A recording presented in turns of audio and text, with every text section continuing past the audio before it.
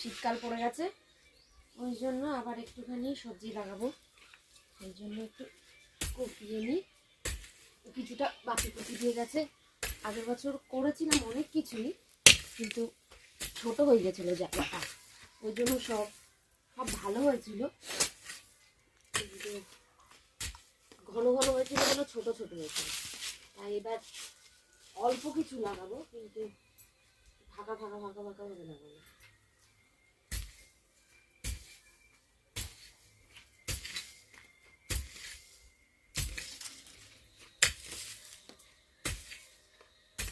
এরপর এবার গোবরের সার আনতে যাবো, তারপরে এটাতে মেশাবো। তারপর বীজগুলো ভিজিয়ে রেখেছি, এগুলো আজকে বসিয়ে দেবো। কালকে হাটে গেছিলাম, অ্যাকচুয়ালি হাটে গেছিলাম বীজ আনতেই, আর বেগুনের চারা আনতে। বেগুনের চারা পাইনি। এবার বেগুন, ফুলকপি, বাঁধাকপি, ধনে পাতা এসবই লাগাবো, টমেটো লাগাবো।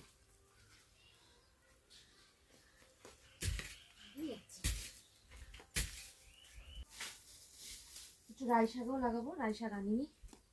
পাশের বাড়ি ভাবি বসিয়েছে রাই শাক। রাই শাক যেহেতু বেশি একটা ভালোবাসি না, এই রাই শাকটা অল্প লাগাবো, শুধু মাংসের ভাতে। আর এবার গুন্ডরুকটা এবার খেয়েছি, খেতে এত ভালো, এবার একটুখানি গুন্ডরুক বানাবো।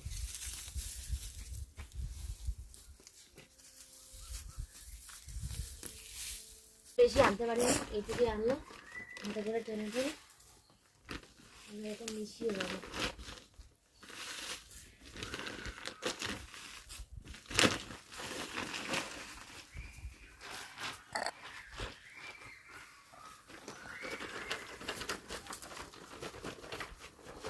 পরে আবার এনে দেবো, অনেক বেলা হয়ে গেছে। তো মাটিটা আমার কোপানো হয়ে গেছে পরিষ্কার করে গোবর সার দিয়ে, মানে মাটিটাকে আমি রেডি করে নিচ্ছি। একটু জল দিয়ে নেবো।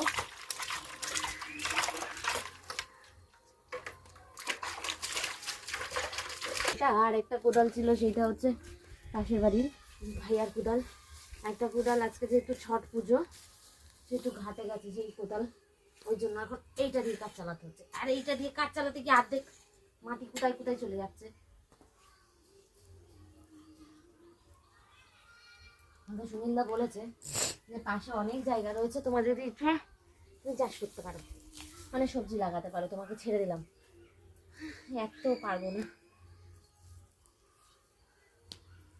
মানে সেটা আবার অনেক খাটনি, সারাদিন সেরকম পারবো না। অত অল্প জায়গায় ঠিক আছে, অত বড় জায়গায় আমার দ্বারা সম্ভব না।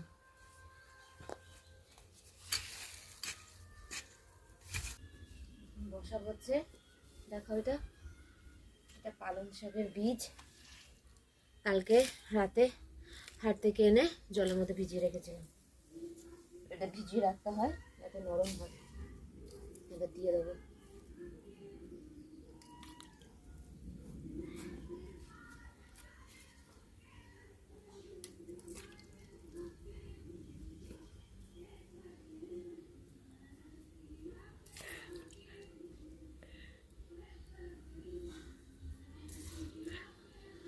ঘাম পড়ছে, টক টক টক টক করে, কি গরম লাগছে।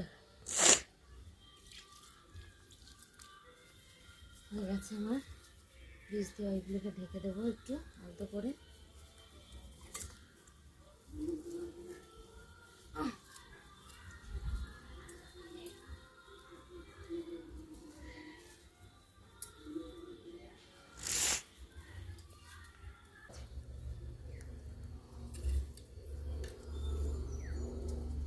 এটা এক জায়গায় পড়ে যাচ্ছে তো, দেখি রে জ্বালা,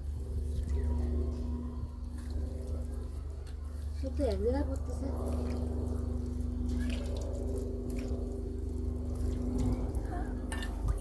জানি না এটা কি হবে গতি, সব এক জায়গায় পড়ে যাচ্ছে। এত ছোট ছোট বীজ সব এক জায়গায় পড়ছে, এগুলো অবশ্য আমাকে মেশাতে হবে।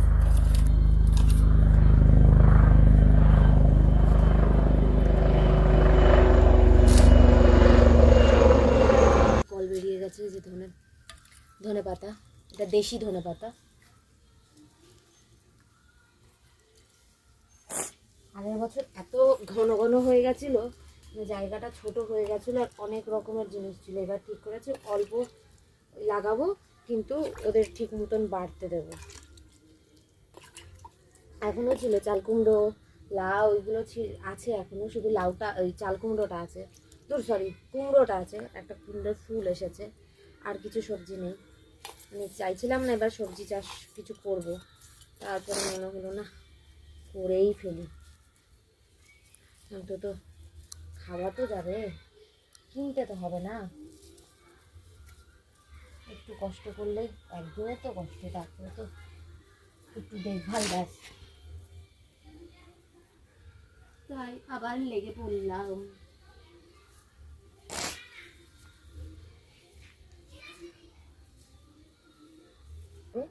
শশার বীজ, কারণ গতবার পাঁচিলের কাছে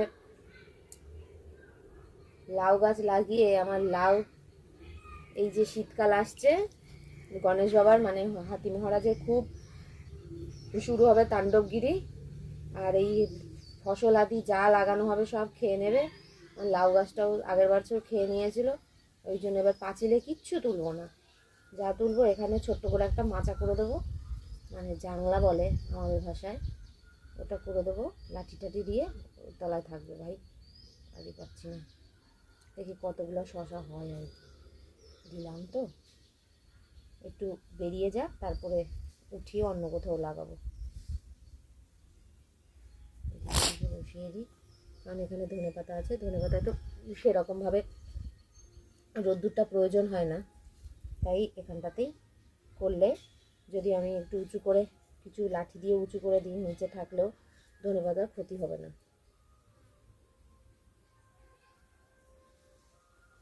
তাই এবার শশার বীজই এনেছি, লাউটা আর লাগাবো না, লাউ পেলেই শুধু হাতি মহারাজ চলে আসে।